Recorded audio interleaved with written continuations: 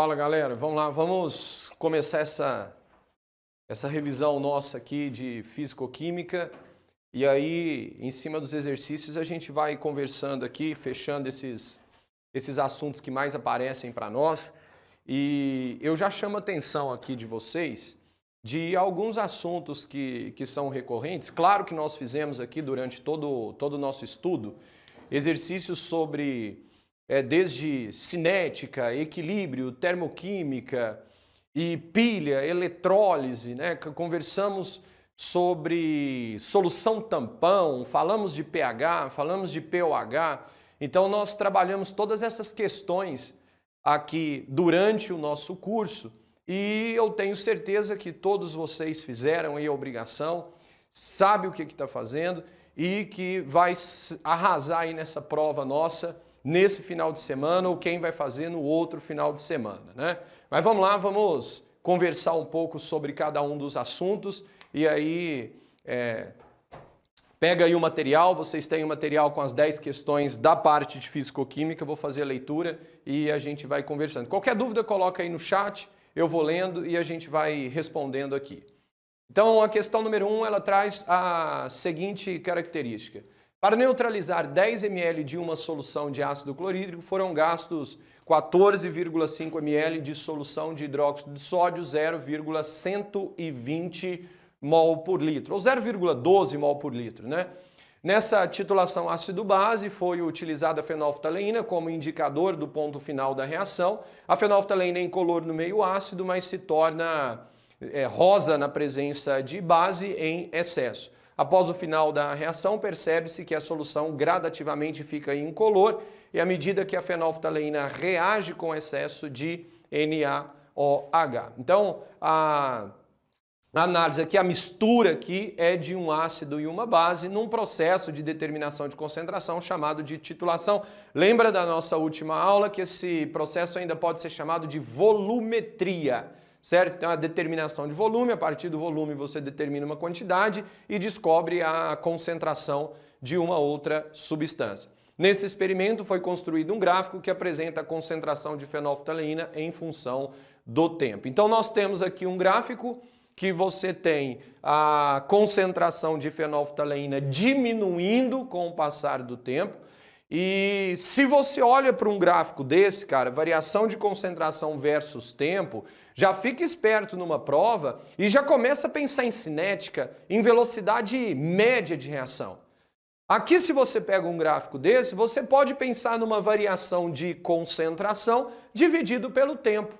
Você tem aí uma velocidade média. Pode ser uma velocidade média de uma reação, se você conhece a reação e divide pelo coeficiente estequiométrico, ou pode ser a velocidade de consumo ou velocidade de formação.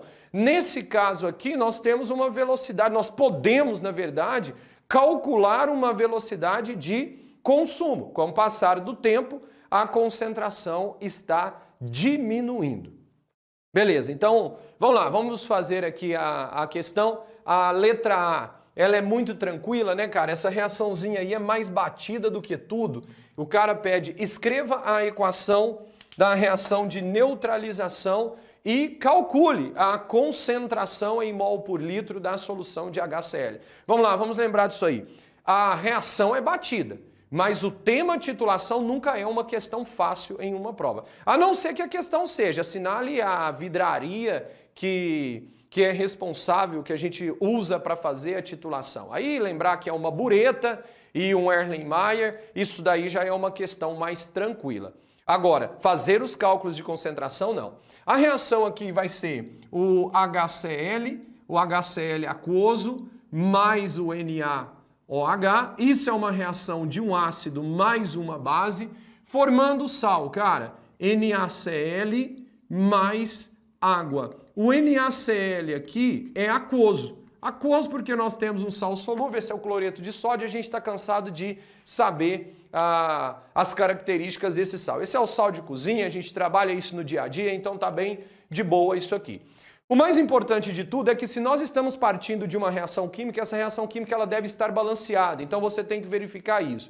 Essa questão nós já sabemos que a reação está balanceada e os coeficientes estequiométricos aqui são todos iguais a 1. Ah, e se eu tiver que balancear? Cara, você vai usar o método da tentativa lá na estequiometria, que você aprende que você deve começar a balancear naquele elemento que repete menos dos dois lados, certo? Então vamos supor, se você tem oxigênio aqui, oxigênio de cá e de cá, deixa esse trem por último. Começa a balancear pelo elemento que repete menos, que você faz isso em 1 segundo, ganha tempo lá. Beleza?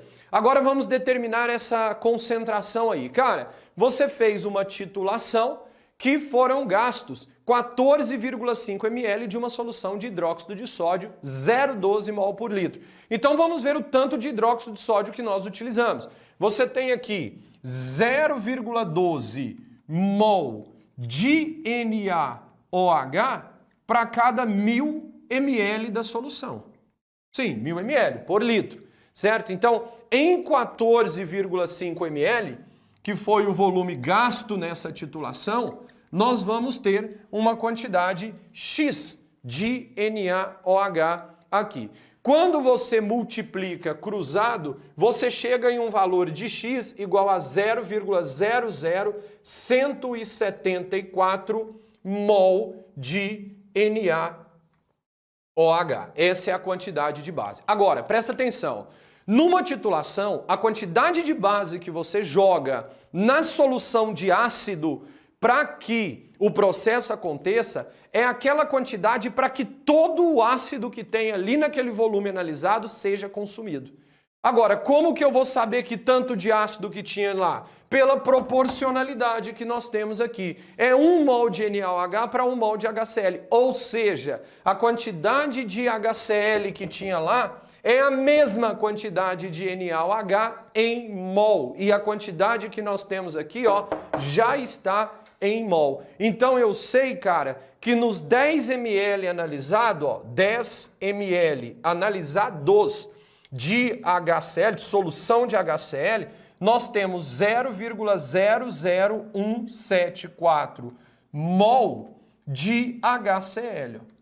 Fechou? Essa é a grande ideia. Tem gente que fala assim para mim, ah, Fulvio, e se fosse 1 para 2? Se fosse 2 mols de HCl aqui, então a quantidade de HCl seria o dobro do de NaOH. É simples assim. Então você pegaria a quantidade de NaOH que você gastou e multiplicaria por 2. Não tem dificuldade. Ah, e se fosse 1 mol de HCl para 2 mols de NaOH? Olha, cara, a quantidade de HCl é a metade. Então você pega esse 0,00174 mol de NaOH e divide por 2. Você acha a quantidade de HCl aqui. Mas nesse caso é 1 para 1, então em 10 ml da solução tem essa quantidade de HCl. E claro que o cara te perguntou lá a concentração em mol por litro. Então, se é em mol por litro, eu quero saber para 1.000 ml eu tenho uma quantidade Y.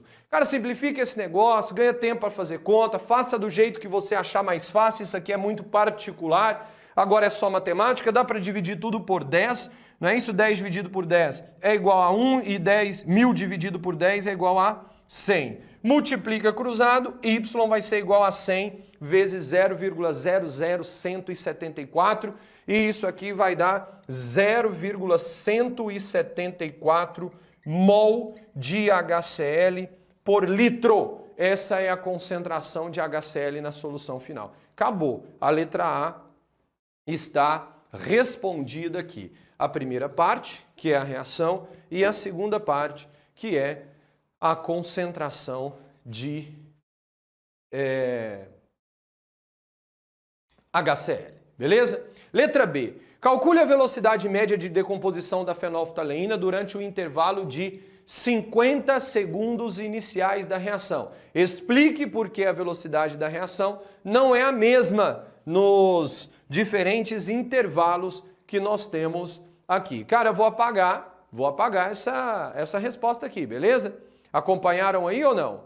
Eu vou apagar para fazer essa letra B. Se precisar de qualquer coisa, eu estou confiando em vocês, hein? Coloca aí nesse chat. Vamos conversar sobre essa letra B aí. Cara, eu quero a velocidade média de decomposição dessa estrutura nos nossos 50 segundos aqui. O que eu vou fazer? Para calcular essa velocidade, eu preciso de fazer a variação da concentração dividido pela variação de tempo. Só toma cuidado para mim, por gentileza, que isso aqui é uma questão aberta. E como isso daqui está sendo consumido, se você fizer a variação da concentração aqui, você vai ver que você vai ter um valor negativo. Pensa, quando você faz a variação de um reagente, que a concentração inicial é maior do que a concentração final, você vai fazer um valor negativo como resposta. E a sua velocidade teria um valor negativo. Deixa eu ver aqui. Ah, beleza, Sofia. Aí o que acontece? Para não ter esse valor negativo aqui, o que nós fazemos? Nós multiplicamos por -1. Ou você já calcula positivo direto, sem nenhum problema. Fúvio, por que essa velocidade não pode ser negativa? Cara, porque a velocidade ela está diretamente relacionada com uma quantidade, em mol, em massa, e não faz sentido você escrever aqui menos 20 mol, menos 40 gramas, não faz sentido. Ah, mas pelo menos eu sei que são os reagentes. Cara, você sabe que é um reagente por causa da reação. Você não precisa de sinal para saber que aquilo ali é um reagente. Antes de um cálculo desse, antes de um cálculo de velocidade, você tem uma reação química. Você tem um processo que te mostra que aquilo ali é um reagente. Você não precisa fazer continha de velocidade para ver que a fenolftaleína aqui está se comportando como um reagente. A concentração dela está diminuindo. Então não precisa desse valor negativo ali e você não vai colocar. Deixa eu ver aqui. Se eu colocasse um módulo na forma, estaria correto, Letícia? Sem problemas. É um módulo. É um módulo aqui. Para consumo é um módulo, concorda? Você vai pegar o valor sempre positivo, não tem nenhum problema. Nos livros didáticos, o que geralmente o pessoal faz? O pessoal faz assim, ó. Coloca o menos aqui. Coloca esse sinal negativo aí. Porque ele sabe que essa variação vai dar negativa e menos com menos vai ficar o quê? Vai ficar mais. Beleza? Mas já vi em várias literaturas trazer esse módulo aqui, sem nenhum problema. Tudo bem? Então agora vamos substituir os valores aqui. Vamos lá. Velocidade vai ser igual a... Cara, nos primeiros 50 segundos, olha aí no material de vocês. Conta aí, ó. 1, 2, 3, 4, 5. 50 segundos, nós vamos subir até aqui, ó. Até no 3 vezes 10 a menos 3. Ou seja, está variando de 5, presta atenção, 5 vezes 10 a menos 3 para 3 vezes 10 a menos 3. Você concorda comigo que a variação aqui vai ser de 2 vezes 10 elevado a menos 3? Que você vai fazer 3 menos 5, vai dar menos 2, vezes menos 1, vai dar mais 5, certo? Então a gente já joga esse valor positivo aqui, dividido pelo tempo. O tempo vai ser de 50 segundos. Então, dividido por 50. Beleza? É isso que nós vamos fazer. Cara, a velocidade vai ser igual a 2 dividido por 50 vai dar 0,04 vezes 10 a menos 3, certo? Unidade, mol por litro vezes segundo. Essa é a resposta do exercício. Agora, presta atenção. Isso aqui é uma questão aberta. E essa resposta que você deu aqui está em potência de 10. Fúvio, posso deixar assim 0,04 ali? Não, você vai colocar isso aí em notação científica. O número que acompanha a potência de 10 obrigatoriamente vai estar entre 1 e 10, lembrando que o 10 não entra nesse intervalo, então V vai ser igual a 4, então eu aumentei o número, 2 casas decimais. Eu aumento a potência ou diminuo a potência? Eu diminuo a potência, né? 2 unidades. Então 4 vezes 10 a menos 5 mol por litro vezes segundo. Essa é a velocidade.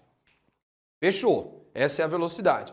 Agora, a outra pergunta do exercício é a seguinte: por que a velocidade muda? Por que a velocidade diminui com o passar do tempo? É muito simples, cara, lá na cinética. Porque você diminui a concentração de fenolftaleína e se você diminui a concentração de fenolftaleína, você desfavorece as colisões e menor será a velocidade da reação. Né? Perceba que a fenolftaleína é um reagente. Então, quanto menor a concentração, menor a velocidade da reação.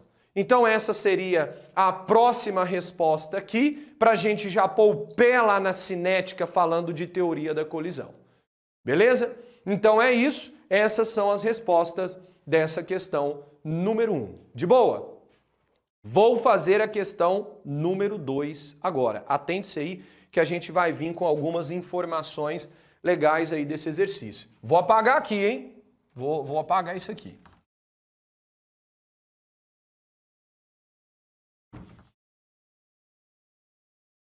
Vamos nessa. Questão número 2. Mais cinética para nós aqui. A cinética tem como principal objetivo o estudo da velocidade das reações. Os dados abaixo se referem à cinética de uma reação química entre o nitrogênio e o oxigênio, produzindo o dióxido de nitrogênio descrito pela reação abaixo. Cara, você tem aí 2 mols de NO mais O2 formando 2 mols de NO2. Aí, cara, você tem os dados, você tem uma tabela com os dados experimentais. Antes de ler os exercícios, vamos fazer aqui a lei da velocidade dessa reação, lembrando que ela obedece à teoria da colisão. Cara, quando você vai escrever a lei da velocidade da reação para uma reação elementar, para uma reação que acontece só em uma etapa, você vai fazer V é igual a K, que multiplica a concentração dos reagentes elevado a X. Esse X vai ser o coeficiente estequiométrico, só se a reação for elementar. Nesse caso aqui, você não pode fazer o que eu vou fazer agora. Você entendeu que não pode? Então presta atenção, vai ficar assim, ó, V é igual a K, que multiplica a concentração do NO elevado ao quadrado, vezes a concentração de O2 elevado a 1. Ah, por que os reagentes? Porque são os reagentes que colidem para que a reação possa acontecer. Uma vez que formou o produto, já não tem mais reação, a reação já foi, já aconteceu. Então aí, cara, o que acontece? Essa é a lei. Se ela fosse elementar.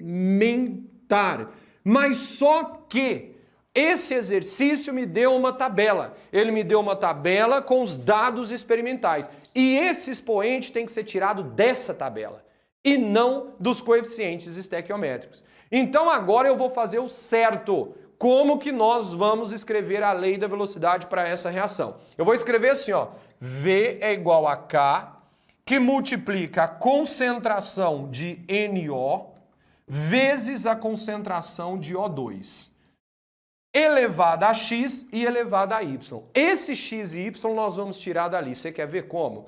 Para você analisar o NO, você vai escolher 2 etapas que o NO varia e que o O2 fica constante, porque eu quero saber só ele, eu quero saber qual que é o efeito dele. Então eu vou escolher aqui ou entre a etapa 1 e 2 ou só, né? 1 e 2, pode ser? Pode ser etapa 1 e 2? Pode ser da etapa 3 e 4? Não, não pode ser da etapa 3 e 4, porque aí tudo fica constante, né, cara? Aí não varia nada.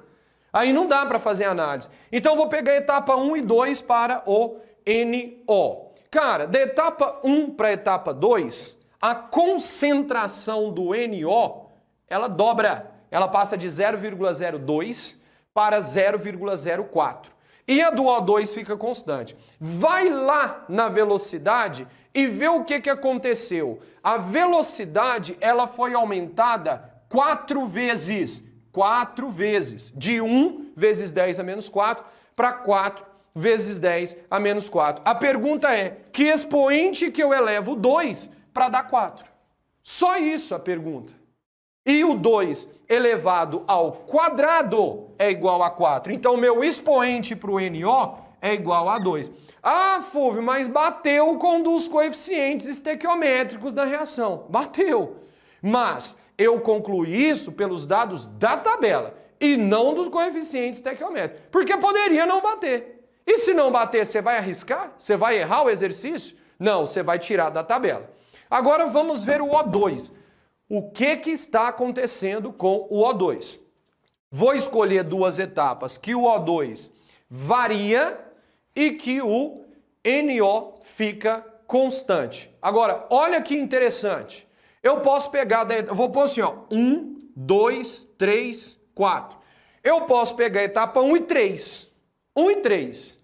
Por quê? Da etapa 1 para 3, a concentração de NO fica 0,02 mol por litro. Não mudou. Mas a concentração do O2 mudou aqui, ó. Eu aumento 4 vezes, ó. Vai de 0,01 para 0,04. Beleza. O que aconteceu com a velocidade? A velocidade também aumentou 4 vezes. 4 vezes. Olha lá, de 1 vezes 10 a menos 4 para 4 vezes 10 a menos 4. Beleza. A pergunta é, que número que eu elevo 4 para continuar sendo 4? E esse expoente vai ser 1. Então, essa daqui é a lei da velocidade da reação. É igual por coincidência. Coincidência. Mas poderia ser diferente. Então, você vai tomar cuidado. Se tem a tabela, você vai fazer essa análise pela tabela. Beleza? Bom, deixa eu apagar isso aqui, porque agora nós vamos fazer a leitura, né, cara? E esses valores aqui vão atrapalhar a gente.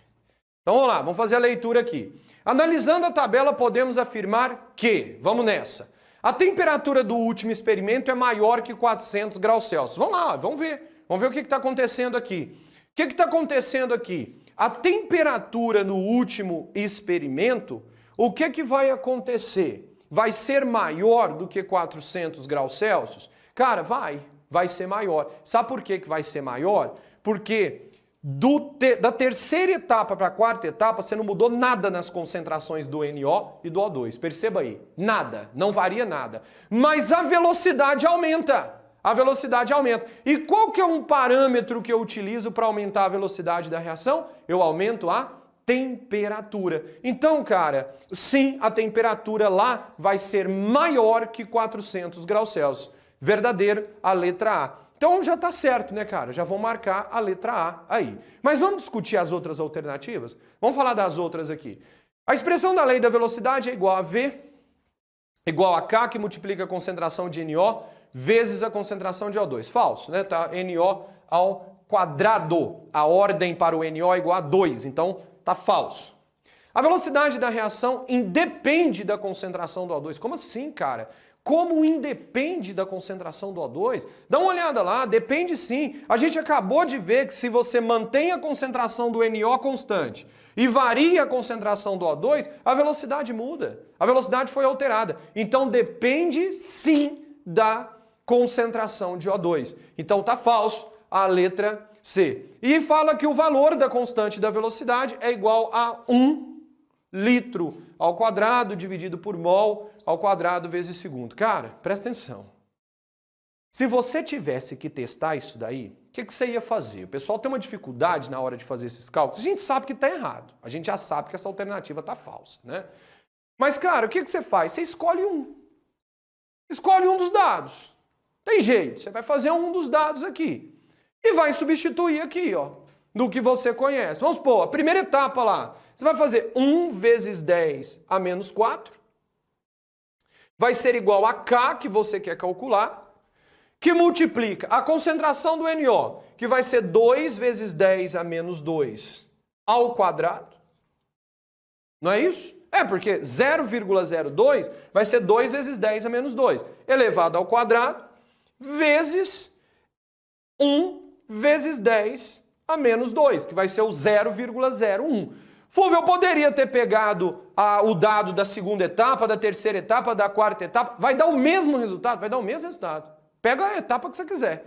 Aí o que você faz aqui? Responde, ó. 1 vezes 10 a menos 4 vai ser igual a K, que multiplica 2 ao quadrado, 4, vezes 10 elevado a menos 4, potência de potência, conserva a base e multiplica os expoentes, vezes 1 vezes 10 a menos 2. Cara, 1 vezes 10 a menos 4 é igual a K, que multiplica 4 vezes 1, 4, não é isso? Então vai ficar 4 vezes 10 a menos 4 vezes 10 a menos 2. Conserva a base e soma o expoente, 10 a menos 6. Fechou. Aí você vai dividir. O K, ele vai ser igual a... Vamos lá, vamos devagar aqui. 1 dividido por 4, porque o 4 vezes 10 a menos 6 passa dividindo, certo? Então vai ficar assim, ó, 1 dividido por 4 dá 0,25 vezes 10. Cara, conserva a base, que vai ser 10 a menos 4, dividido por 10 a menos 6. Conserva a base e subtrai os expoentes. Então vai ser menos 4 menos menos 6. Que vai ser menos 4 mais 6, que vai ser 10 ao quadrado. E, cara, 0,25 vezes 10 ao quadrado vai ser igual a 25. Esse é o valor do K. E lá está falando que é igual a 1, né? Pelo amor de Deus, não é igual a 1. E esse K, ele vem escrito de forma adimensional para nós, beleza? Então, realmente é falso e é isso que nós tínhamos que fazer nesse exercício, beleza? Questão mais difícil de lei de velocidade da reação. O pessoal tem muita dificuldade nessa tabelinha aqui. Tudo bem? É isso. O que vocês me falam aí, hein? Vou passar, vou fazer o próximo, hein? Concentra aí, que são 10 exercícios, cara, nesses 90 minutos que nós temos aqui. Agora nós vamos trabalhar com uma questão mais fácil, né?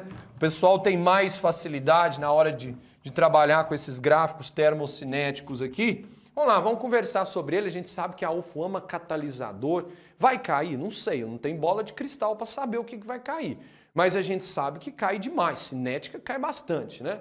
Então vamos lá, no gráfico que nós temos aqui, nós temos duas curvas, 1 e 2, que representam caminhos possíveis para a reação de decomposição do ácido fórmico, na presença e na ausência de um catalisador. Cara, o que acontece? Quando você tem esse gráfico, que é entalpia versus caminho da reação, ou energia versus caminho da reação, a gente sabe que entalpia é energia, né?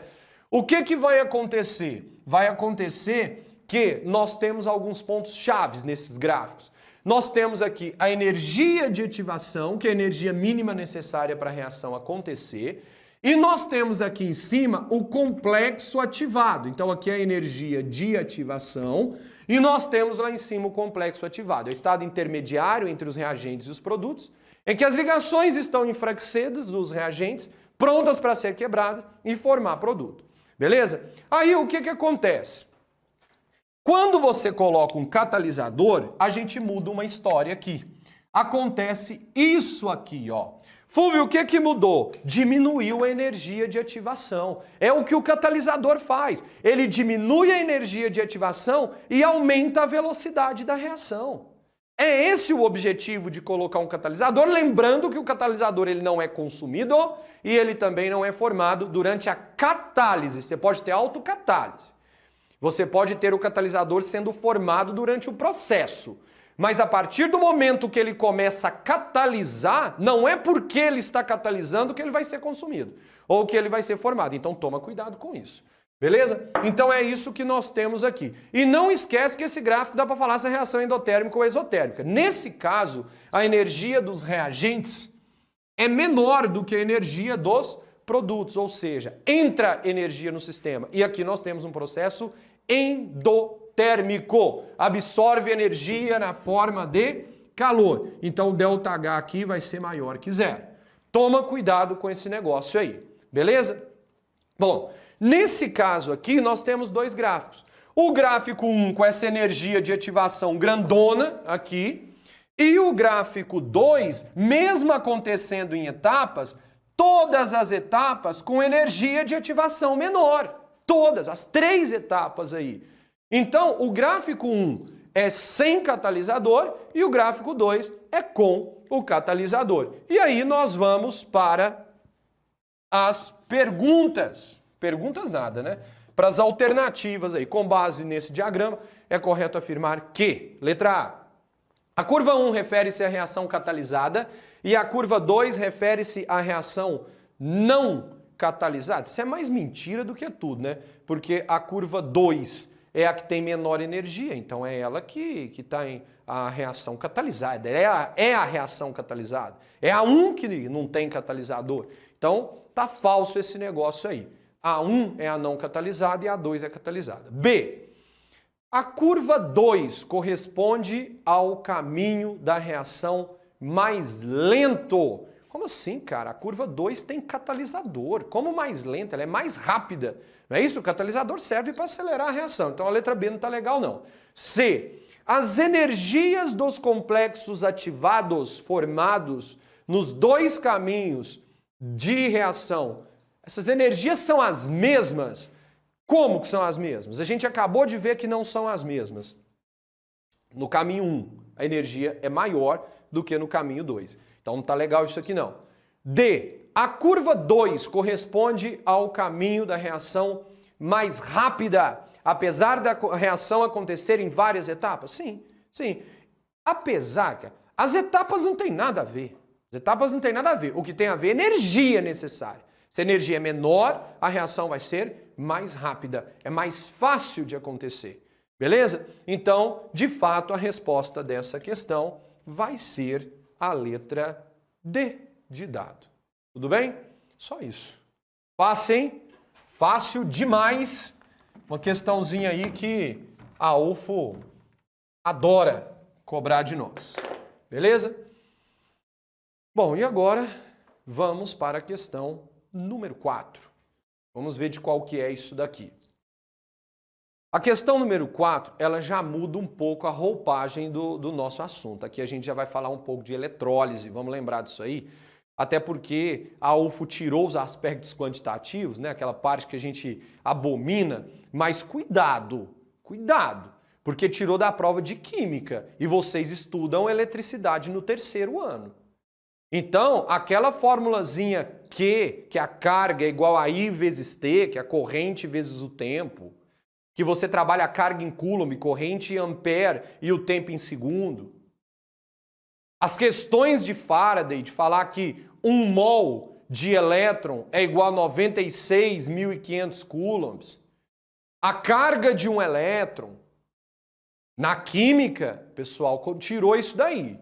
Agora, na física, não. E o pessoal pode cobrar isso aqui lá na física. E eu acredito que deve ser por isso que eles tiraram. É igual bioquímica. Ah, tirou a bioquímica da química. Por quê? Porque está na biologia. Carboidratos, proteínas, ácidos nucleicos, lipídios. Está lá na biologia. Então, a química tem que te dar base para entender aquilo lá. Então, se cobra na biologia, não faz sentido cobrar nas duas. Então, por isso que eles vão fazendo essas adaptações nas emendas. Então, toma cuidado, porque senão tem aluno que fala assim, não vou nem estudar mais. Cai na física, a gente está enrolado. Então, em relação aos processos eletrolíticos, assinale a alternativa incorreta. Letra A. A eletrólise, ao contrário das pilhas, é sempre um processo não espontâneo. Lembrando que eu quero a questão errada, incorreta. Ou a letra A está verdadeira, hein, cara? Gostei da letra A aí. Porque uma grande diferença de pilha e eletrólise é que a pilha é um processo espontâneo, a pilha produz energia elétrica a partir da energia química, a partir de reação de óxido-redução, e a eletrólise acontece uma reação de óxido-redução devido à energia que você dá. A energia elétrica dada para o sistema. Então a gente vai ter que tomar cuidado com isso, porque essa é a grande diferença. E é o que está escrito aqui. A eletrólise, ao contrário das pilhas, é sempre um processo não espontâneo. Verdade, verdadeiro, grande diferença aí. Letra B. Só é possível obter gás cloro a partir da eletrólise do NaCl. Uai, cara, como assim? Como assim? Cara, fazer eletrólise do NaCl, seja eletrólise ígnea ou aquosa, né? A gente tem a diferença da eletrólise aquosa, que tem aquela questão das descargas lá, que a gente tem que tomar cuidado com o que sofre descarga. Mas se você fala da eletrólise ígnea do NaCl, o que acontece? Forma gás cloro? Sim, forma gás cloro. Por quê? Porque aqui você tem Na+ e Cl-. O Na+, ele reduz. Então, Na+, mais um elétron, então 1 mol de Na+, mais 1 mol de elétron, forma Na0. Esse é o processo de redução. Agora, a oxidação do Cl- vai ser 2 mols de Cl-, formando Cl2 mais mais 2 mols de elétrons. Então 2 mols de Cl- formando 1 mol de Cl2 mais 2 mols de elétrons. Se você vai balancear, você vai multiplicar aqui em cima por 2, para que o número de elétron doado seja igual ao número de elétron recebido. Beleza.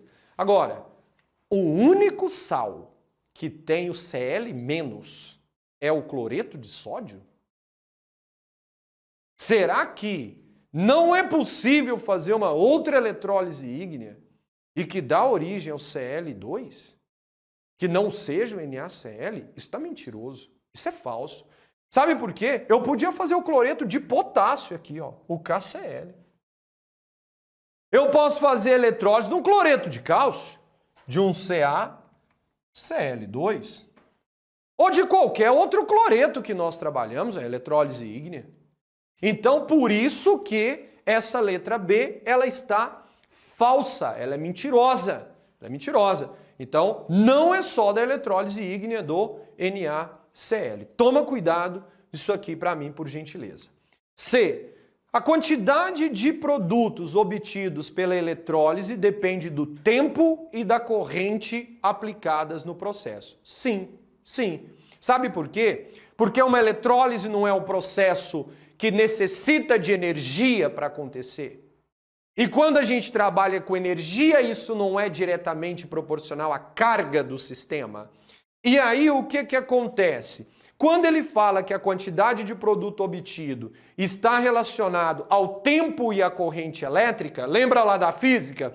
Carga é igual a I vezes o tempo. A corrente que passa por um condutor, a quantidade de elétrons que se move em um condutor num determinado intervalo de tempo.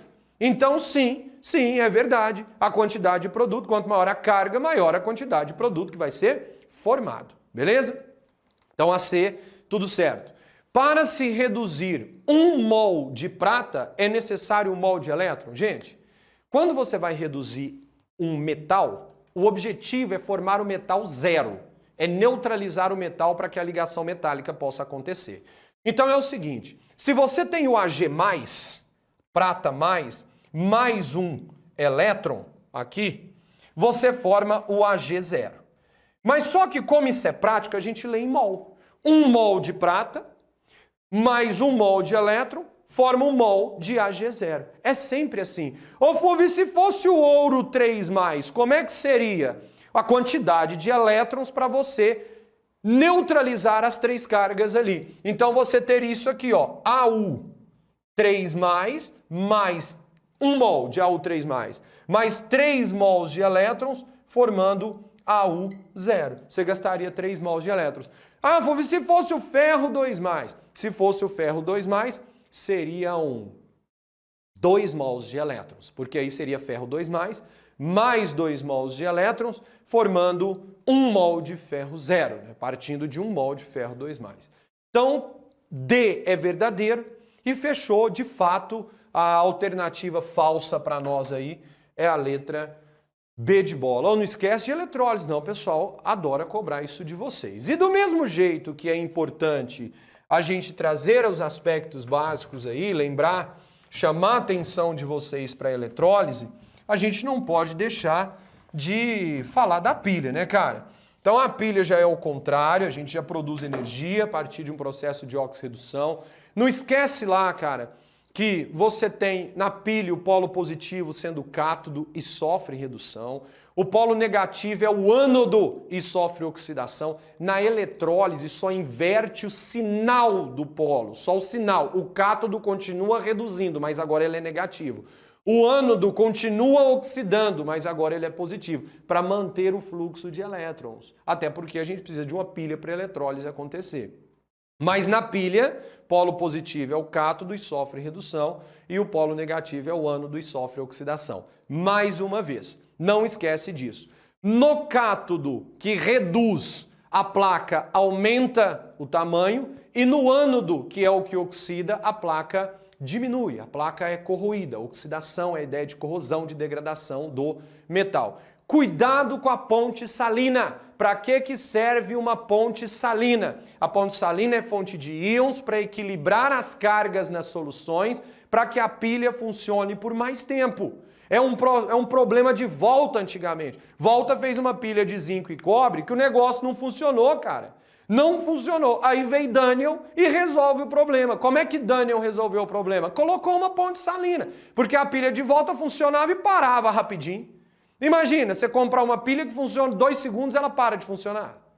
Aí o Daniel vai, coloca uma ponte salina lá e resolveu todo o problema, fazendo com que a pilha demorasse pra caramba pra acabar. Beleza? Então toma cuidado com esses aspectos. O pessoal gosta demais. E DDP? DDP a gente vê agora. A gente vai resolver o exercício, a gente calcula uma DDP aqui. A célula eletroquímica constituída ou construída com eletrodos de zinco e de cromo em solução de seus respectivos íons é apresentada na figura. Então você tem aqui do lado esquerdo o eletrodo de zinco, você tem do lado direito o eletrodo de cobre, beleza? E as informações em relação ao zinco e o cobre. Toma cuidado para mim, por gentileza, porque é o seguinte. Aqui você tem 2 reações de redução. Ah, por quê? Porque ganha elétrons. Os elétrons estão do lado dos reagentes. Como que você lê esse negócio? 1 mol de zinco 2+, recebe 2 mols de elétrons e forma 1 mol de zinco 0. Embaixo, como é que você lê? 1 mol de cromo 3+, mais 3 mols de elétrons, recebe 3 mols de elétrons e forma 1 mol de cromo 0. Certeza? Certeza. É assim que a gente lê. Beleza? Agora, o que acontece? Na frente vocês têm os potenciais de redução. Nossa, como que você sabe que é potencial de redução? Ué, porque as reações são reações de redução. Então o potencial que ele vai colocar lá na frente para você é um potencial de redução. E se fosse de oxidação? Seria de oxidação. Beleza? Aí o que acontece? Nós temos que descobrir o que oxida e o que reduz. Ou adivinha? Nesse caso a gente vai determinar o que reduz primeiro. Porque as duas são de redução e se tem o maior potencial para reduzir, é aquele que vai reduzir. Fulvio, mas e se fossem as 2 reações de oxidação? Olha qual tem maior potencial para oxidar.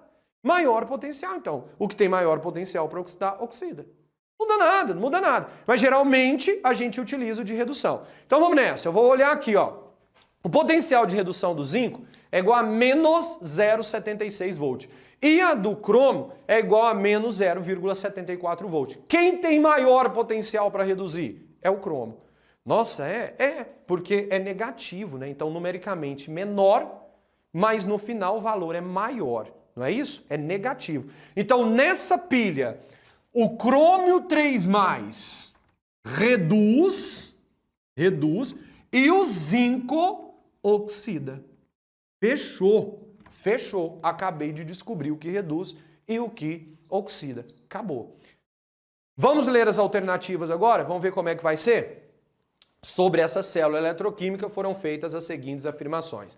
A DDP é igual a 0,80 volt. Eu já estou vendo aí um absurdo. Por quê? Quando a gente faz a DDP, que é o delta E0, ou DDP mesmo, aqui ó, isso vai ser, se você tem os 2 potenciais de redução, os 2 de oxidação, você vai fazer o E0 maior menos o E0 menor, para você mudar de sinal aquela equação que você vai inverter. E o que tem menor potencial a gente inverte. Bom, então a DDP aí dessa pilha vai ser igual a o maior, menos 0,74, menos 0,76, certo? A DDP vai ser igual a menos 0,74 mais 0,76. Então essa DDP vai ser igual a 0,02 volt. Ou então essa 1 tá mentirosa com força, hein, cara? 0,80, não tem nada a ver. 0,02 volt. Baixa a DDP, né? Capacidade da pilha produzir energia, pequena mesmo. Mas é isso. É dessa maneira que nós calculamos a DDP da pilha com esses dados que nós temos aí. Tudo bem? Fechou. 2.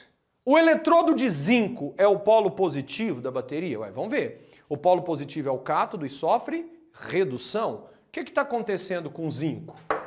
O zinco nessa pilha sofre oxidação. Então, a 2 também é mentirosa.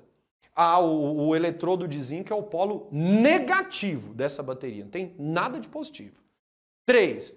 Os elétrons fluem do eletrodo de zinco para o crômio. Cara, o que é o fluxo de elétron? É do que perde para o que ganha. Então, o que perde é o que oxida e o que ganha é o que reduz. Então, vamos ver, cara? Tem que ser do zinco para o cromo, não é isso? Do que oxida para o que reduz? Então, vamos colocar aqui que é do zinco para o crômio. Como é que tá lá, hein? Tá certo? Os eletrodos fluem do zinco para o crômio. Eletrodo de zinco para o eletrodo de crômio. Certeza que é isso, né, cara? Então, a 3 é verdadeira. Como é que estamos, hein? Falso, falso e verdadeiro. Vamos para a 4. Agora, o compartimento catódico da pilha contém o eletrodo de zinco? Cara, o que é o compartimento catódico? É o cátodo. A gente acabou de falar que é o positivo e que sofre redução. Não é isso? Então, o compartimento catódico contém o eletrodo de zinco? Ou o zinco oxida, cara. Ele não reduz. Então tá falso também. Falso, é. E o processo realizado é espontâneo? É espontâneo, isso é uma pilha. Então a pilha é um processo espontâneo, verdadeiro. O que é verdadeiro aí então? É o 3 e o 5. Qual que é a alternativa aí? É a letra D de dado, né? 3 e 5 e fechou. Falamos de pilha aqui. Tudo bem?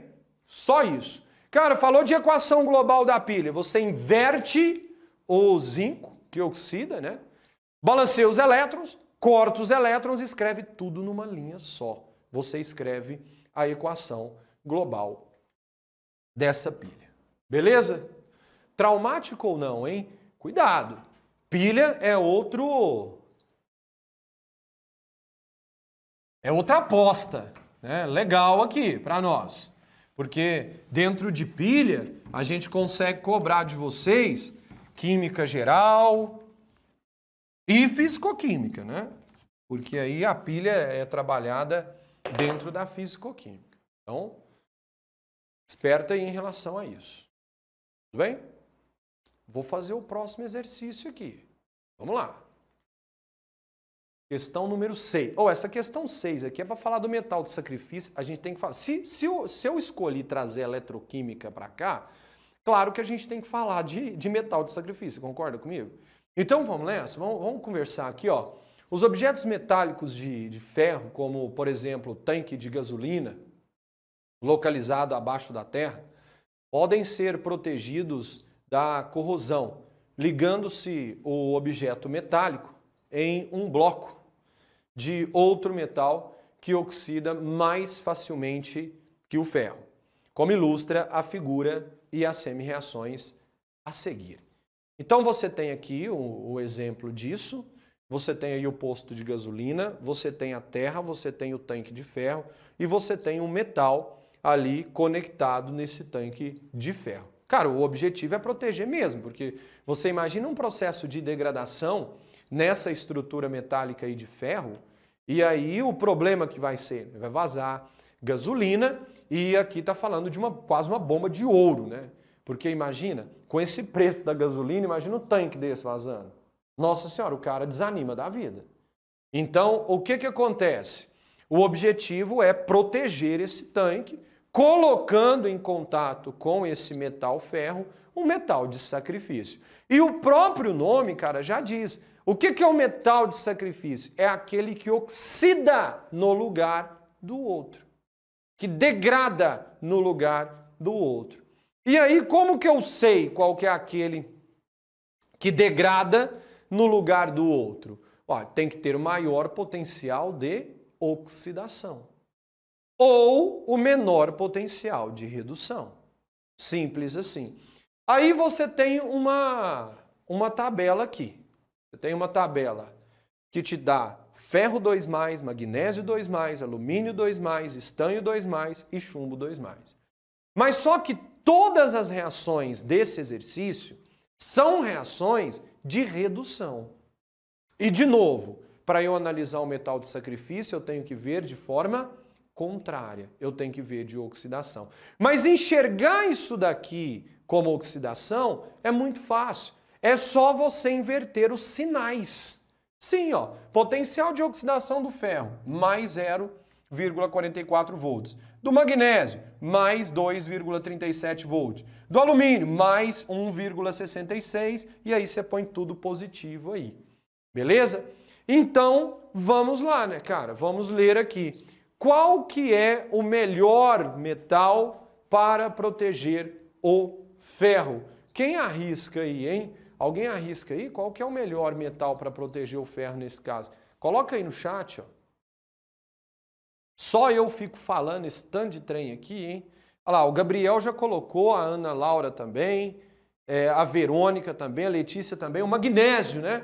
É a letra A? Magnésio, concordo com vocês, é o que tem maior potencial de oxidação, né? Ele é o melhor metal aqui. Tem outros? Tem. O alumínio pode ser também, né? O alumínio é um outro metal de sacrifício, mas o magnésio é o melhor. Agora, cara, Deus me livre, né? Imagina, você vai pôr um estanho ali em contato com o ferro, você vai pôr um chumbo em contato com o ferro, aí você vai arrebentar o ferro, você vai degradar. O ferro se torna metal de sacrifício dessas estruturas aí vai embora a gasolina, né? O ouro, melhor dizendo. Então é isso. Resposta aí é a letra A. Não esquece disso não. Esquece disso não. Ah, e outra coisa. Não esquece da diferença da galvanoplastia, tá? Para metal de sacrifício.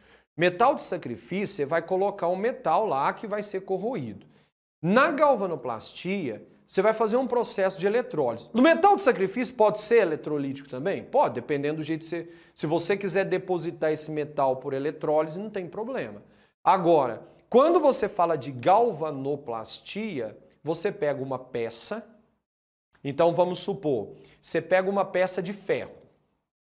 Mas só que o ferro oxida com facilidade, certo? Ele oxida com muita facilidade. Aí você vai usar um anel de ferro? Não, você vai usar um anel de ferro, porque você vai pôr no seu dedo, você vai suar durante o dia, o seu suor tem metal, e a metal tem sal, na forma de cloreto de sódio, por exemplo, então Na+, Cl-, e vai degradar o metal. Isso pode reagir com a sua mão, causar inflamações e tudo mais. Você pega esse anel que você tem e deposita ouro no ferro.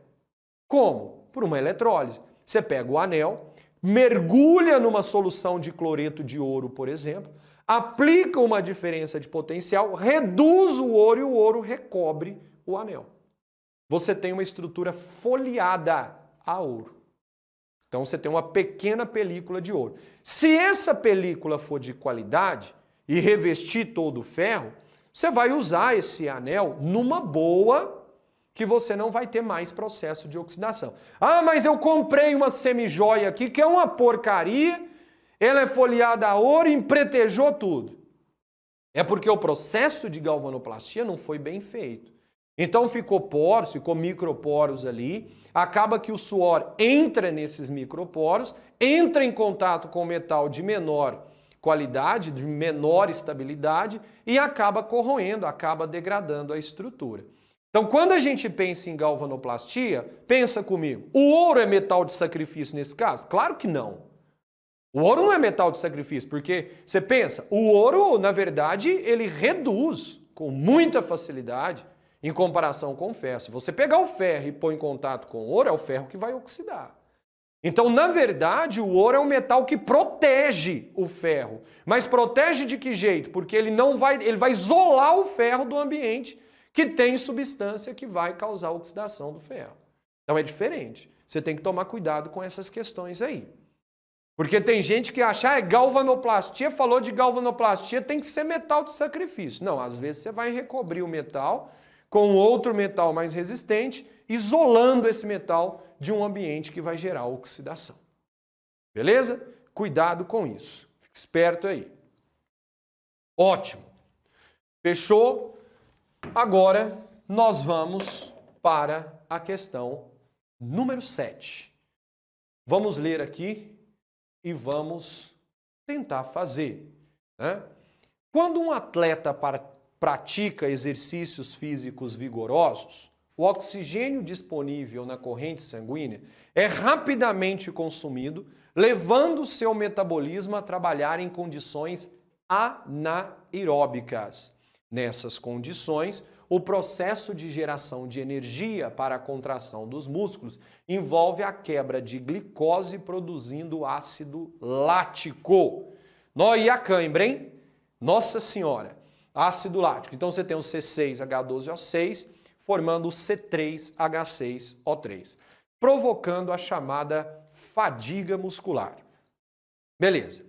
O gráfico a seguir mostra a variação da concentração de ácido lático no sangue de um atleta durante a competição e de acordo com o intervalo de tempo. Então você tem aqui um gráfico que você vê um aumento da concentração de ácido lático de uma maneira até 200 segundos e depois continua tendo um aumento, mas numa velocidade diferente, porque nós temos a mudança da inclinação do gráfico, né, de 200 até 400 segundos. Beleza? Isso é o que o exercício traz para nós. Aí ele vem com a letra A, né, cara? Letra A perguntando para você de novo da cinética do processo. Calcule a taxa de formação do ácido lático entre o estado de repouso, tempo igual a 0, e um instante t igual a 200 segundos. Cara, você vai fazer a velocidade de novo. Você vai pegar isso aqui e vai fazer a variação da concentração pela variação do tempo. Vamos lá. A velocidade vai ser igual a delta concentração vezes delta t. Lembrando que sempre positivo. Visto isso, de 0 a 200, nós estamos partindo. Acompanha aí. Acompanha o cálculo aí e não deixa eu errar, não. Conta, você me ajuda aí. Vai ficar 0,5 até 3 milimol por litro. Então, nós estamos falando de uma variação de 2,5. Beleza? Então, 2,5 milimol por litro. 2,5. Beleza? Tudo certo aí? Dividido por 200. É isso que nós temos aqui na nossa história. 2,5 dividido por 200. Me ajuda aí, quanto que dá 2,5 dividido por 200? Coloca no chat aí para nós. Qual que é a velocidade aqui? V é igual a 0,0 o quê, hein? Quem está aí participando dessa aula? Esse negócio aqui do outro lado remoto, hein? E eu não vejo vocês... Cadê você? Ah, a Sofia colocou lá, ó, 0,0125. Não é isso? Então, nós temos aqui, ó, 0,0125 unidade milimol por litro vezes segundo. Beleza? Usamos o tempo em segundo. Ele não restringiu nada lá não, né? Ele não falou nada de tempo específico. Então, de 0 a 200, essa é a nossa velocidade. Legal. Agora, a letra B, cara. A letra B é o que eu queria conversar com mais cuidado aqui com vocês. Eu queria tomar cuidado aqui. Por quê, cara? A letra B fala de um pH. E agora nós já estamos com um assunto novo. O pessoal adora pH. Se nós vamos calcular um pH, nós sabemos que pH é igual a menos log da concentração de H+. E pode pedir para você, numa boa, o POH. Não esquece disso, não. POH vai ser menos log da concentração de quem? Da concentração de OH-. Você não vai esquecer disso também, não. Mas eu não vou escrever isso aqui, não, porque lá está escrito calcule o pH. Então vamos fazer essa leitura aqui. Como o ácido lático é um ácido fraco, de cada 100 moléculas de ácido lático dissolvidas em água, apenas 4 sofrem ionização. Sabe o que ele acaba de te contar aí? O grau de ionização do ácido lático. Se de cada 100, 4 sofrem ionização, você concorda comigo que nós temos um grau de ionização de 4 por 100? 4%? Direto, cara, você não precisava perder muito tempo com conta aqui não. O grau de ionização, então, desse ácido lático é igual a 4%.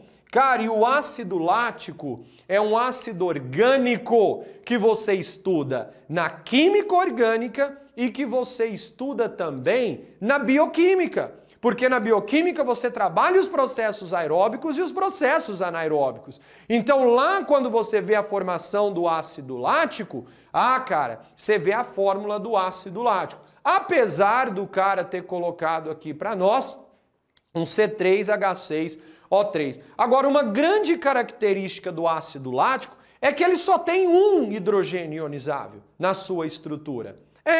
Um hidrogênio ionizável. Ele só tem um grupamento carboxila ali.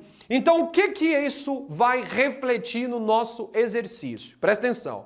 Calcule o pH de uma solução aquosa de ácido lático de concentração igual a 2,5 milimol por litro.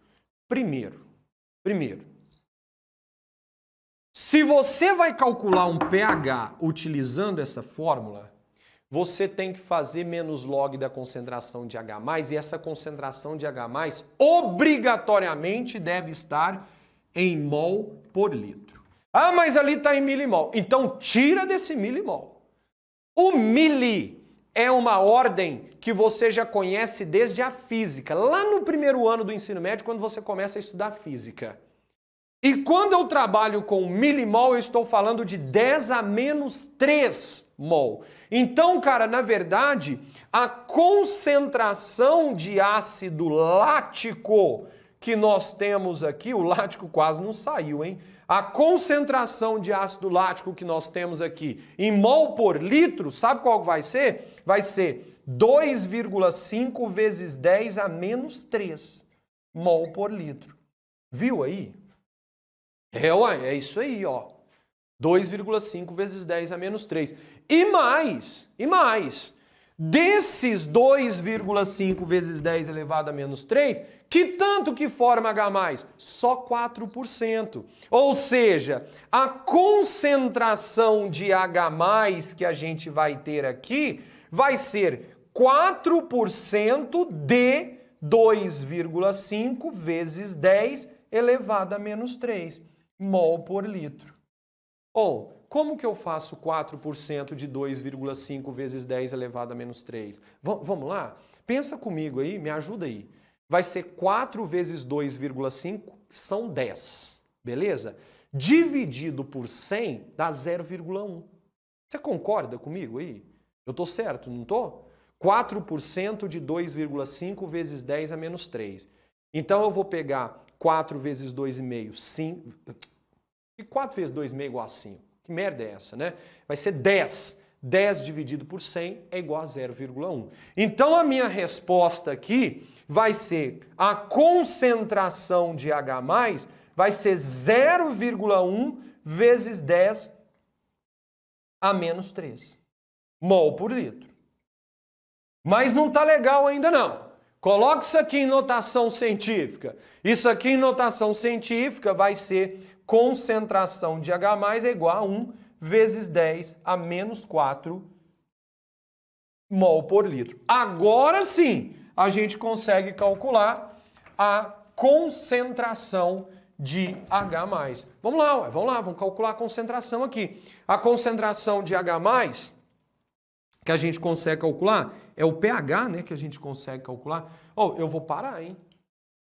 Eu acho que eu já tô com um problema. Não é possível. Já chegou na hora de eu falar assim, pessoal, vamos parar por aqui, tô indo embora, porque Deus me livre aí. De 10 palavras que eu falei, 25 não tem sentido. Que calcular a concentração? Calcular a concentração de H+, eu já calculei há muito tempo, você não concorda comigo aí, não? Esse chat era para estar chovendo aí, Fúvio. Acorda aí, cara. Você tem que falar aí. Agora é hora de calcular a concentração de H+? Que calcular? Agora é hora de calcular quem? Agora é hora de calcular o pH, cara. O pH, concentração de H+, já está aqui. Então vai ficar assim, ó. pH é igual a menos log de 10 a menos 4. 10 a menos 4, que é a concentração. Mas é 1 vezes 10 a menos 4. É a mesma coisa, Então, 10 a menos 4. Dá o tombo aqui, né? no menos 4, vai ficar menos 4 é igual a 4, log de 10 na base 10 é igual a 1, pH é igual a 4. Cara, pH menor que 7, o meio é ácido. De boa? É isso. Essa é a resposta da letra B. Traumático ou não, hein? Fácil, não é não? Fácil, uma questãozinha fácil. Mas, cara, fácil para nós que estudamos. Porque eu vou ser sincero com vocês. Isso aqui numa segunda fase, o índice de acerto, UFO, hoje, vamos pensar aqui, não passa de 20%, não. Não passa, fala. Não é possível. Não passa de 20%. Pode ter certeza disso. Ainda mais que envolve um logaritmo. Ah, mas é fácil o logaritmo. Sim, mas não passa disso, não. Beleza? Não é uma questão tão simples assim, não. Vou apagar para a gente fazer próxima. A questão número 8. Aqui.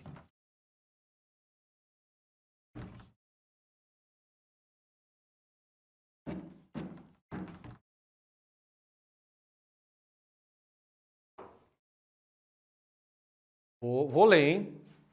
A questão número 8 diz o seguinte. Sobre a escala de pH e as diversas substâncias que nos cercam, assinale a alternativa correta. Uma questão mais de boa, hein? Essa questão número 8 aqui é uma questãozinha bem tranquila. Vamos nessa? Letra A. A água da chuva tem pH neutro. Volta para a química ambiental. Vocês estão cansados disso, né? O pessoal fica falando desse negócio ambiental, isso vai cair ambiental, que não sei o que de ambiental, e a gente cansa de ouvir o ambiental. Mas eu acho engraçado que o brasileiro não aprende nunca essas questões. Mas vamos nessa. A água da chuva é neutra? A água da chuva é água pura? Porque se a água da chuva fosse neutra, a água da chuva seria água pura. Porque a referência de neutralidade para nós é a água pura mesmo. Porque a água autoioniza, está em equilíbrio com H+, mais OH-, na mesma concentração. Então, AQ e AQ. Mas o negócio, cara, é que na atmosfera tem gases. Gases obrigatórios, como o CO2, nós respiramos, então nós mandamos CO2 para a atmosfera. Queimadas naturais acabam acontecendo, mais CO2 para a atmosfera. Queimada proposital acontece, mais CO2 para a atmosfera. E outros gases também, como dióxido de enxofre, trióxido de enxofre, devido à queima de combustíveis fósseis. Empresas que produzem ácido sulfúrico, por exemplo, que queimam enxofre, ou outras substâncias que acabam queimando enxofre e mandando parte dos gases para a atmosfera. O N2O5, que é um gás que na presença de água vai formar ácido nítrico e ácido nitroso. Então a presença desses gases na atmosfera, cara, faz com que o pH da chuva seja ácido. Imagina, se tivesse tudo certo, se a gente não tivesse um grande índice de poluição e tudo mais, eu estou numa região que está tudo legal, cara, nós temos CO2. Então, o pH da chuva, ele é levemente ácido. Beleza? Está contaminado com óxidos ácidos, esses que a gente acabou de falar. Aí a acidez da chuva aumenta cada vez mais e o pH está cada vez menor. Mais agressiva é essa chuva, principalmente para a agricultura. Para o nosso organismo ainda não é tão grave assim a ponto de vai chover e eu nem vou sair na rua porque se cair em mim vai derreter meu braço. Não, isso não existe, né, cara? Ainda não. Vai saber, né? Do jeito que a gente está poluindo aí, mas ainda não. Letra B. Os shampoos são levemente ácidos, ou seja, tem pH um pouco superior a 7. Deus me livre. pH vai ser menor que 7. Se ele é ácido, é levemente, não interessa. Então ele vai ser um pouco menor que 7. Mas maior que 7, aí a gente já tem um pH ácido. E vamos falar de ácido meio ácido e meio básico com maturidade? Pode ser? Vamos falar assim, meio ácido, a concentração de H+ é maior do que a de OH-. Meio básico, a concentração de OH- é maior do que a de H+. Toma cuidado com isso. Porque senão a gente fica só decorando pH e esquece dessas concentrações. Meio neutro, a concentração de H+ é igual a de OH-. Fique esperto com isso daí, porque a gente escreve melhor. E a gente vai fazer segunda fase, a gente tem que escrever. Lógico, devemos obedecer o comando. Deixa eu comentar um negócio com vocês rapidinho aqui. A gente tem tempo, a gente já está acabando isso daqui. Eu estava ouvindo uma palestra e a palestra ela focou demais no tal do menos é mais. Né? E era falar de vestibular da UFO, como resolver, obedecer os comandos, né? E menos é mais, menos é mais. E aí o aluno entende assim, quanto menos eu escrevo, melhor para mim. O que acontece? O dia que você estiver fazendo sua prova lá, obedece o comando. Se você tiver que citar, só cita. Se tem que citar 2, cita 2. Fulvio, se eu citar 3, cara, se você citar 3 e acertar as 3, beleza. E você não vai ganhar nota a mais por causa disso, não. Mas se você errar o que você citou a mais, você vai perder nota. Beleza. Nesse caso, eu concordo que menos é mais. Quando o cara fala assim, defina tal coisa, só define. Certo? Agora, se o cara colocar um explique, cara, não vem com esse menos é mais pra mim, não. Não vem, não. E olha, cara, que eu tô falando pra você com a cabeça de um professor de ensino superior. Eu não estou conversando mais com você como aluno de ensino médio. É como se vocês fossem meus alunos lá do curso superior. Não vem com menos é mais aqui, não. Se é para você explicar uma ligação iônica, então você faz um parágrafo e escreve tudo que você sabe sobre ligação iônica.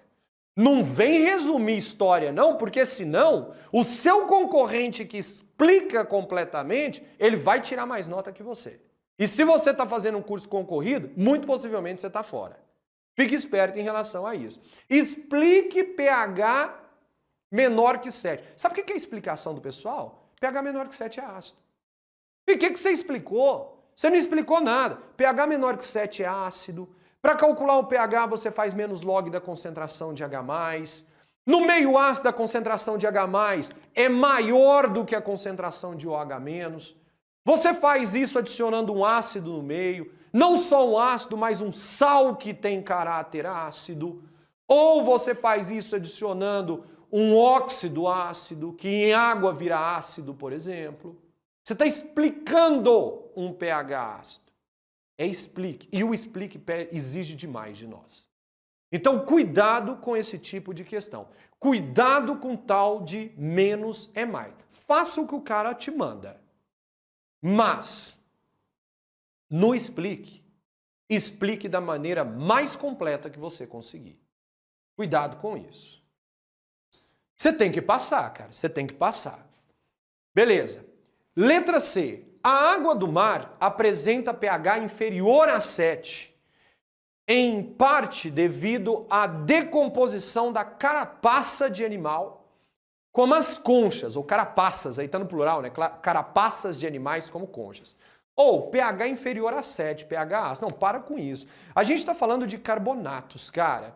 Carbonatos de cálcio, nós estamos falando de estruturas formadas por sais. Sais que têm caráter básico. Um sal que é formado por uma base moderada e um ácido fraco. O carbonato é proveniente do ácido carbônico. Sim, do ácido carbônico, que é um ácido fraco. O cálcio é proveniente de uma base moderada, então a base sobressai, esse sal eleva o pH. Então não pode estar verdadeiro isso daí. O pH ele tinha que ser um pouco maior do que 7, e não menor do que 7. Cuidado com isso. E a letra D, né, cara? Adicionando-se barrilha aos solos, esses se tornam mais básicos. Ou verdade, né? Quem tem piscina em casa aí, compra barrilha e sulfato de alumínio. Fulvio, para que eu jogo a tal de barrilha na minha piscina? O sulfato de alumínio é um coagulante e floculante. Ele acaba fazendo com que as impurezas menores floculem, forme estruturas maiores, massa maior, e aí ela desce, né, vai para o fundo e depois só aspira. E para que isso aconteça, você tem que estar num pH propício. Então a barrilha, o que ela faz? Ela regula esse pH, ela aumenta o pH e faz o pH chegar naquele pH ideal. Cara, a barrilha é o carbonato de sódio. Cara, é o Na2CO3, ó. Na2CO3.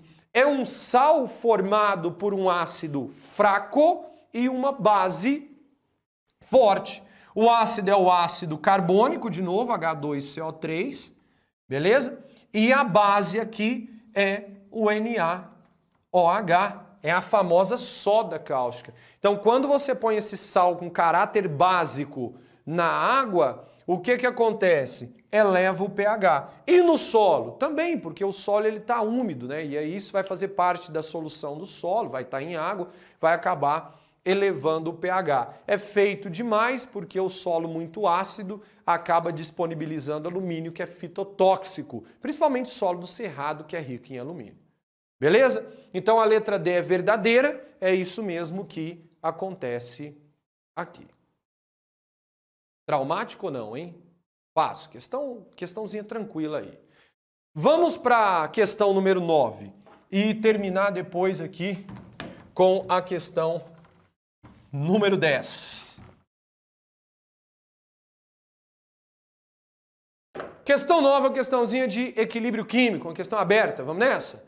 Um exemplo de equilíbrio químico ocorre com as formas isômeras do N-butano e o isobutano. Então, um transformando no outro, lembrando para que esteja em equilíbrio, a velocidade da reação direta se iguala com a velocidade da reação inversa, beleza? Aí o que acontece? Se você for escrever o Kc aqui, eu vou chamar de X o butano e de Y o isobutano, certo? Então o Kc aqui vai ser a concentração de Y sobre a concentração de X, cada qual elevado a 1, que é a concentração dos produtos elevado ao seu respectivo coeficiente estequiométrico, dividido pela concentração dos reagentes, elevado ao seu respectivo coeficiente estequiométrico. Então isso aqui é a equação da constante de equilíbrio. Aí ele fala o seguinte, num sistema, a questão é fechada, desculpa. Num sistema em equilíbrio, as concentrações de N-butano e isobutano são respectivamente 1 e 2 mol por um volume de 1 litro, ou seja, 1 e 2 mol por litro. O interessante aqui, cara, é que você já consegue calcular o Kc. Já, ó, porque você tem as concentrações no equilíbrio. Então, o Kc aqui vai ser a concentração de isobutano, não é isso? Olha lá, ó, concentração de isobutano pela concentração de N-butano. Então vai ser o seguinte, vai ser 2 mol por litro dividido por 1 mol por litro e o Kc aqui vai ser igual a 2. Beleza, você achou a constante de equilíbrio. Aí ele diz o seguinte, quando adiciona-se 1 mol de isobutano, mantendo-se a constante, mantendo constante o volume e a temperatura do sistema, as novas concentrações desses isômeros no equilíbrio são. Então o que você fez? Você perturbou o equilíbrio, adicionando ali o isobutano. Agora vamos ver o que vai acontecer aqui nesse equilíbrio. Quando você adiciona o isobutano, você aumenta a concentração de um produto. A reação desloca para diminuir. A reação desloca para formar N-butano. Ela desloca para a esquerda. É isso que vai acontecer. Então você tem aqui X em equilíbrio com Y, certo? Inicialmente, o que você tem? Você tem 2 mol por litro de Y e 1 mol por litro de X, certo? Aí, cara, você vai e coloca 1 mol por litro de Y. E o equilíbrio desloca para a esquerda. E consome que tanto? Eu não sei. Então vai acontecer o seguinte, depois que você coloca o mol por litro, passa a ter 3 menos X.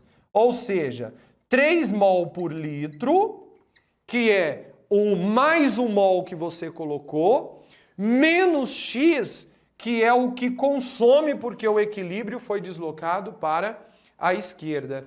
Tá, e o que acontece aqui com o X? Vai ser 1 mol por litro mais X. X que é a quantidade que foi formada aqui. Como é 1 para 1, se consome X, forma X do N-butano. Beleza? Aí o que ele vai te pedir aqui? Ele vai te pedir o seguinte: quais são as novas concentrações das espécies em equilíbrio? Uai, cara, o que você vai fazer? Você vai substituir de novo na constante de equilíbrio. Você já sabe que a constante de equilíbrio vale 2, e quando você adiciona um reagente a um produto, você não muda o valor da constante de equilíbrio. Então vai ficar assim, ó, 2 é igual a 3 menos x dividido por 1 mais x. É isso que você tem ali. Multiplicando o cruzado, vai ser 3 menos x é igual, faz a distributiva 2 vezes 1, 2, mais 2x. É isso daqui, ó. Bom, passando 2 para o primeiro membro, vai ficar 3 menos 2. 1 é igual a menos x, passa para cá mais x, é igual a 3x. Então, x vai ficar 1 dividido por 3. E 1 dividido por 3 vai dar aproximadamente 0,33. Agora, então depois da adição, qual que é a concentração de y e de x? A concentração de y vai ser 3 menos 0,33. Então a concentração de y vai dar aproximadamente 2,67 mol por litro. E a concentração de x vai ser 1 mais 0,33, que vai dar x igual a 1,33 mol por litro. Certo? E a resposta disso daí vai ser a letra A. A letra A responde essa questão para nós. Certo? Uma questão difícil, cara. O pessoal não consegue enxergar isso aqui com facilidade, não. Ó. Questãozinha chata pra caramba de fazer. Porque depois da adição lá, a gente precisa enxergar esse deslocamento de equilíbrio químico aqui. Então, se você não vê esse deslocamento, que consome uma quantidade de y e que forma a mesma quantidade de x porque o coeficiente é 1 para 1, fica difícil hein, de fazer esse exercício. Aí fica complicado. Você nunca vai conseguir enxergar que vai ser 3 menos x e 1 mais x aqui. Depois da adição de 1 mol. Né? Porque você tinha 2, adiciona mais 1, fica 3. Aí consome uma quantidade que é x, que a gente não sabe como. Quanto que é? Aí você vai jogar o valor na constante de equilíbrio que nós calculamos antes, que deu 2. Beleza? Então, antes e depois da adição. É isso. Questão boa. Questãozinha boa aí. E para terminar, cara, eu trouxe uma questão de solução tampão para nós. A gente não pode esquecer dessa solução tampão. Apesar dessa prova de química da UF decepcionar a gente, né? A gente sempre espera uma prova boa, que é uma prova seletiva. Então, teoricamente, tem que selecionar, né? E, ultimamente, essas provas de química da UFO, elas estão muito fáceis mesmo. E a gente espera agora uma prova melhor, uma prova mais seletiva. Né? E uma questão dessa daí da equação de Henderson, nossa, o pessoal tem dificuldade. Hein? Vamos fazer essa questãozinha para a gente terminar a nossa aula aqui. Bom, questão número 10. Qual o pH aproximado de uma solução obtida a partir da mistura de 100 ml de uma solução aquosa de HCl com 100 ml de uma solução HCN, com 100 ml de uma solução aquosa de KCN, de concentrações aí, o HCN 1 vezes 10 a menos 2 mol por litro, e a concentração de CN-, 5 vezes 10 a menos 2 mol por litro. Né? E aí a gente está fazendo uma solução do tipo solução tampão. O cara te deu o Ka do HCN e te deu o pKa do do HCN também. Então, o Ka é igual a 4,9 vezes 10 a menos 10 e o pKa é igual a 9,31, sabendo que log de 5 vai ser aproximadamente 7. Cara, o que que você faz? Uma solução tampão é aquela que resiste à adição de um ácido, de uma base, do jeito que a gente já conversou, porque ela é formada por um ácido e uma base. Você joga um ácido, o ácido consome a base. Você joga uma base, você tem uma base que vai ser consumida pelo ácido. Então, nós temos aqui a nossa famosa solução tampão. Quando você pega o HCN e coloca na presença de água, mais H2O, isso aqui está em equilíbrio com o H3O+, que é o H+, mais CN-. Então, você tem aqui o ácido e você tem aqui a base, que é o CN-. Lembrando que aqui é ácido e base de Bronsted-Lowry, beleza? Então, o HCN doa hidrogênio para a água e o CN- recebe hidrogênio do H3O+. Beleza. Aí, cara, se é uma solução tampão, como é que eu calculo o pH? O pH vai ser igual ao pKa mais o log da concentração da base sobre a concentração do ácido. Essa é a equação de Henderson. É isso que permite a gente fazer o cálculo. O negócio é que nós temos, no final das contas, que calcular essas concentrações. Por quê?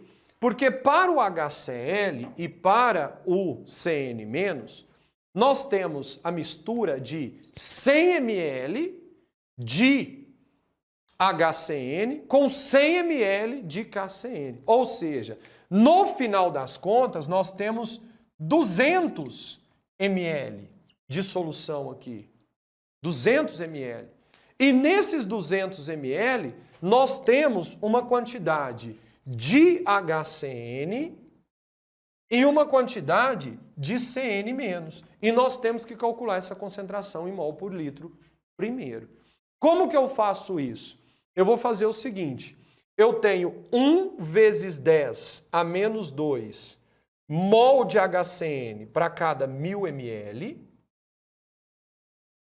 Para cada 100 ml, que vai ser a quantidade que eu joguei lá, o exercício falou 100 ml, eu tenho X. Se eu quiser simplificar tudo por 100, vai dar 1,10. Você vai dividir esse valor por 10. Vai dar X igual a 1 vezes 10 a menos 3. É isso que você vai fazer aqui. 1 vezes 10 a menos 3. Isso aqui em mol por litro. Em mol, desculpa. Não por litro, porque isso aqui está para 100 ml. Então, 1 vezes 10 a menos 3 mol. Você vai fazer a mesma coisa para o CN- proveniente do KCN, porque é K mais e CN-, que é igual à concentração que está lá. Então, você tem 5 vezes 10 elevado a menos 2 mol de CN- para cada 1000 ml da solução. Mas só que você usou somente 100 ml aqui. Então, 100 ml vai ter uma quantidade Y.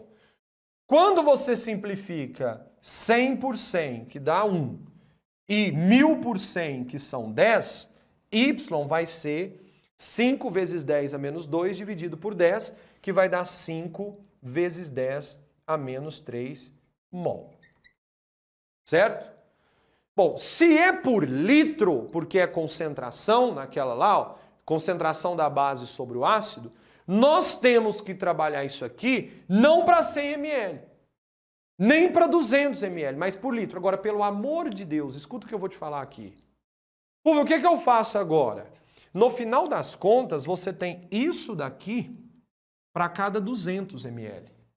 Você tem isso daqui para cada 200 ml, porque você misturou 100 ml de uma solução com 100 ml da outra solução. Isso são 200 ml. Então, na verdade, se você quiser transformar isso aqui para mol por litro, você tem que multiplicar por quanto? Por 5. Porque se você pega 200 e multiplica por 5, você tem 1000 ml de novo. É a mesma coisa de fazer a regra de 3. Você tem 1 vezes 10 a menos 3 mol para 200 ml, para 1000 ml tem X. Você vai multiplicar por 5. Então aqui, ó, eu tenho 5 vezes 10 a menos 3 mol por litro. Então aqui, mol por litro, multipliquei por 5. E aqui eu tenho 25 vezes 10 a menos 3 mol por litro. Agora, é só você substituir na equação de Henderson. Vamos fazer no canto lá. Vai ficar assim, ó. pH é igual a... pKa foi dado aqui. 9,31. 9,31 mais o log da concentração da base. De novo, a base é o CN-, é o que recebe H+. Olha na volta. Olha na volta aqui, ó. CN- vira HCN. Então, ele recebe H+, ele é a base. Então, vai ficar 25 vezes 10 elevado a menos 3, dividido por ácido, HCN, 5 vezes 10 a menos 3. Corto 10 a menos 3 com 10 a menos 3, 25 dividido por 5 é igual a 5. Então vai ficar assim, ó, pH é igual a 9,31 mais o log de 5. O log de 5 foi dado, 0,7. Sim, 0,7. Então vai ficar assim, ó, pH é igual a 9,31 mais 0,7. pH vai ser igual a 10,01. Aproximadamente quanto? Aproximadamente 10, não é isso? Então, tá aí. A resposta do exercício é letra C, né, de casa. Beleza? Pessoas, então, é isso. Nós vamos fechar aqui. Terminamos as questões, fizemos tudo que a gente tinha que fazer. Desejo a todos vocês aí uma excelente prova, né? Vai chegando próximo da prova. Dá uma desacelerada aí, dá uma descansada. Essa prova também é de resistência, né? E você tem que estar bem lá no dia. A gente fez a obrigação que a gente tinha que fazer. Então, estuda, descansa e boa prova para todos.